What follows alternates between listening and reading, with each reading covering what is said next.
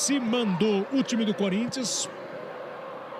Olha o Natel, bateu mal na bola. E o Léo Natel tinha tanta opção. Joga no meio pro Ramiro, de novo, Gustavo. Boa bola pro Fagner, a posição é legal, ele bateu pro gol. E Fernando Miguel faz a defesa.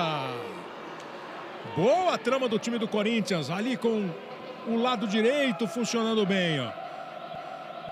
Revelada pelo Corinthians em campo.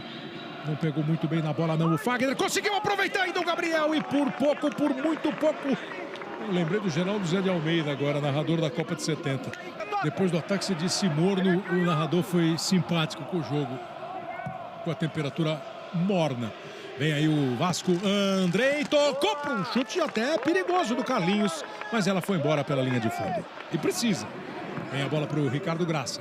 Mas ainda nem Corinthians, nem Vasco, ninguém deu trabalho para o Fernando Miguel e nem para o Cássio. Só agora o Ricardo Graça resolveu dar frio na barriga do Fernando Miguel e da torcida do Vasco. Gostei desse grito de boa bola. Se o Michel fosse, talvez pegasse. Casares botou para o Ramiro. Tocou para o Gabriel Pereira. Bola para o Michel. Ele fez o cruzamento. O pessoal do Corinthians está reclamando, enquanto o Corinthians tem a chance de fazer gol. Os caras estão gritando, pedindo falta antes de acabar a jogada. E torcer para o Flamengo não ganhar do São Paulo. Bola na trave. Tola aí no lance do Carlinhos, ó, vamos ver. Esse foi o cruzamento. Foi um cruzamento, né? Muito difícil. Atirar, só milagre. Otero tocou pro Jô, bateu pro gol.